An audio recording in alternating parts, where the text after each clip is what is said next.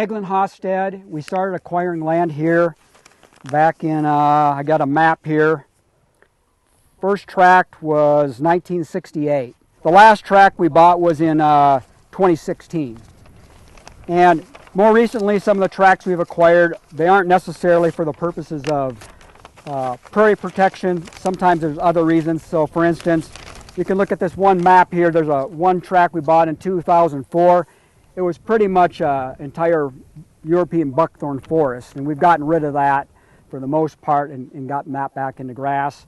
And then this 2016 tract had a lot of Siberian elm on it. It was seeding all over on the prairie. It was a nightmare. So when we finally had the chance to acquire it, we pushed it pretty hard to get it. And Pheasants Forever actually acquired it for us, and we were able to get rid of all those Siberian elm, and it saves us a lot of headaches in the long run having that gone.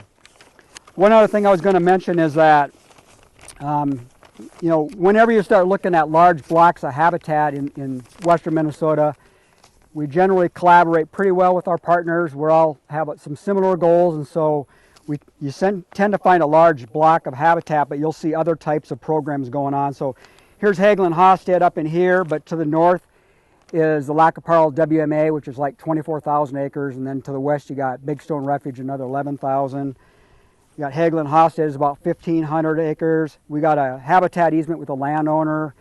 There's some DNR or prairie bank easements. There's also Fish and Wildlife Service prairie easements down to the south of here. So just a wide variety of different type of habitat protections that help protect a larger complex or block of grassland habitats. We developed a GIS-based tool to help us prioritize WPAs based on our goals, mainly waterfowl conservation, but then also prairie protection, wetland protection, endangered species, some of those different kinds of things that we tend to focus on.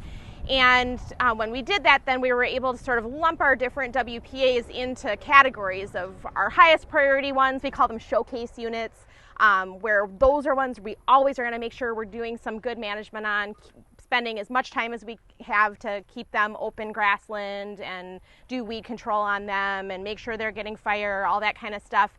And then we've got a couple of other categories of high priority, medium priority, low priority. This Hastad-Hegland complex came out as our #1 highest priority. Part of that is because it is large, so I can't remember now if Bruce even mentioned that it's about 1,500 acres between these two WPAs. We're standing on Hastad right now, which runs here and west and then south some, and then on the other side of the highway is Hegland WPA.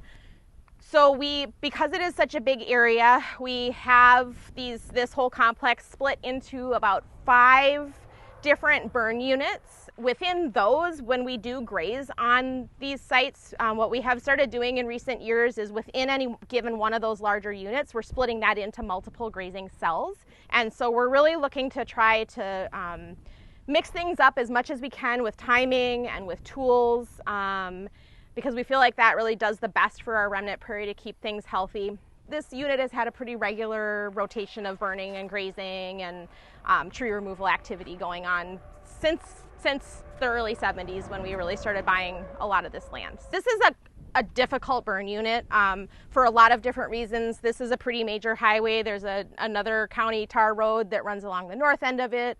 The town of Appleton's a hop, skip, and a jump away. We've got a very highly sensitive, smoke-sensitive person who lives in Milan, which is a little town, a hop, skip, and a jump that way. And so there's really a very limited amount of burn days that we have out here, and it's a tough one to burn. So we have been interested in introducing more grazing here and wanted to be really careful about it because it is such a special prairie and such a high quality site. It's been a great partnership between us and the DNR to be able to do that together. And the question really is to try to get at the effects of grazing in those wet meadow communities. On this site, we actually ended up using exclusion areas, kind of like they have at Chippewa Prairie for some of the grazing stuff going on there, a little bit smaller, different configuration, but we've got paired plots on wetlands where we've got an area that gets, every time it gets grazed, those areas get fenced out so the cattle can't access them.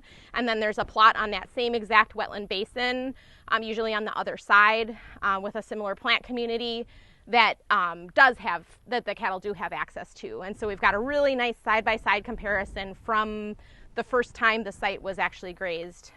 Cattle can prevent an invasion from starting, depending on how a site is grazed. But I've seen many examples where there's a fence line going right down through the middle of a wetland, and the wetland on the grazed pasture side looks very different than the side on the public land that is more commonly rested. Our side tends to be more reed canary grass and cattail, and the pasture side tends to be what I would consider to be a little bit more of a healthy looking wetland plant community. And I've seen the same thing with trees. But that doesn't mean that you can use grazing to eliminate an already established problem. And it's the same thing with woody vegetation. Cattle will eat new shrubs and trees when they're tiny and still really lush and not too woody.